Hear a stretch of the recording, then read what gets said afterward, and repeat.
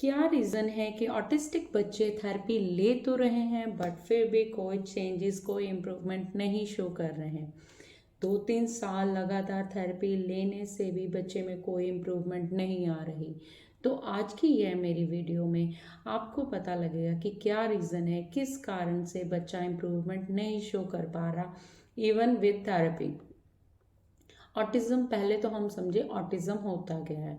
Autism में बच्चे के रेपिटेटिव बिहेवियर आते हैं, जैसे कि बच्चे को ये टच करना या कोई चीज़ को गोल गोल घुमाना, अपने में बिजी रहना, अपनी आप में ही लाइक आंखों को घुमाते रहना या सर को ये मूवमेंट करते रहना, ये सारी चीज़ें रेपिटेटिव बिहेवियर होता है।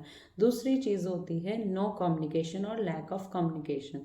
कम्युनिकेट तो कर पा रहा है बट इररेलेवेंट है, या तो बोल ही नहीं पा रहा, अपना मैसेज ही नहीं कन्वे कर पा रहा। तो ये दो चीज़ें होती हैं जो ऑटिज्म में मेन होती हैं।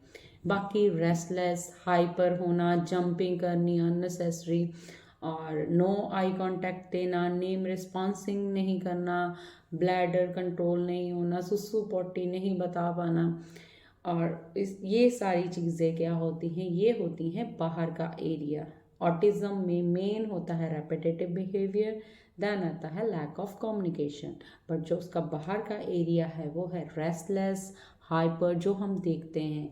और थेरेपी में भी हम क्या करते हैं, जब हम कोई थेरेपी सेंटर चूज़ करते हैं तो हमारे वहाँ थेरेपिस्ट क्या करते हैं, उसके बाहर के एरिए, क्योंकि हम भी उसका बाहर के एरिए पर ही मेन फोकस कर रहे होते हैं, तो पेरेंट्स के अकॉर्डिंगली ही थेरेपिस्ट उस चीज़ पे वर्क करता है कि भाई ये रेस्टलेस हो रहा है, ये टिक के नहीं बैठता, तो मैम इस पे वर्क कीजिए।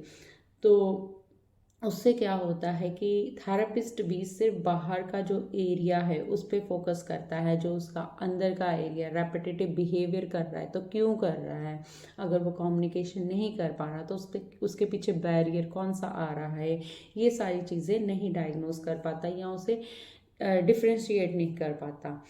तो जैसे कि हाँ, अगर मुझे कोल्ड हुआ है तो ठीक है, मैं डॉक्टर के पास जा रही हूँ, डॉक्टर ने मुझे सिर्फ कोल्ड की दवाई देती है, बट अगर उसने मुझे कॉजेज़ नहीं उसके ढूंढे कि मुझे अगर कोल्ड हुआ है तो किस कारण हुआ है, हो सकता मुझे एलर्जी हो सकता मेरे चेस्ट में इन्फेक्शन आ रही हो इसके कारण, हो सकता जो मेरा म्यूकस है जो रेशा बनता है उसमें प्रॉब्लम आ रही हो, कोई फॉरेन बॉडी एंटर कर गई हो उसके कारण, एलर्जिक होने के कारण मुझे कोल्ड हो रहा है। प्रॉपर डायग्नोस ना होने के कारण मैं कोल्ड की मेडिसिन लगातार काफ़ी टाइम से ले रही हूँ, 2-3 साल से। लाइक एलर्जिक, अगर हम किसी चीज़ को बोलते हैं मुझे एलर्जी है तो उसमें हम 2-3 साल से लगातार वही मेडिसिन बिना किसी रीज़न से ले रहे हैं, बट फिर भी समटाइम्स हमें कोल्ड हो जाता है। तो उसमें हम क्या कर रहे हैं, हम कोल्ड को ट्रीट नहीं कर रहे हैं, उसके रीज़न को, उसके कॉज को ट्रीट नहीं कर रहे हैं, हम सिर्फ उसके सिम्टम्स को ट्रीट कर रहे हैं। तो उसके कारण क्या होता है कि यही सेम चीज़ हम ऑटिज़म बच्चों में करते हैं कि उसके बिहेवियर, उसके जो बिहेवियर है उस पर फोकस कर देते हैं, बट उसका कॉज जो होता है, उसका कॉग्निटिव जो स्किल होता है उस पर वर्क नहीं कर पाते। कॉग्निटिव स्किल पे हम वर्क कैसे करते हैं, ये होता है CBT, cognitive behavioural therapy. Then उसमें आ जाता है OT, ऑक्यूपेशनल थेरेपी।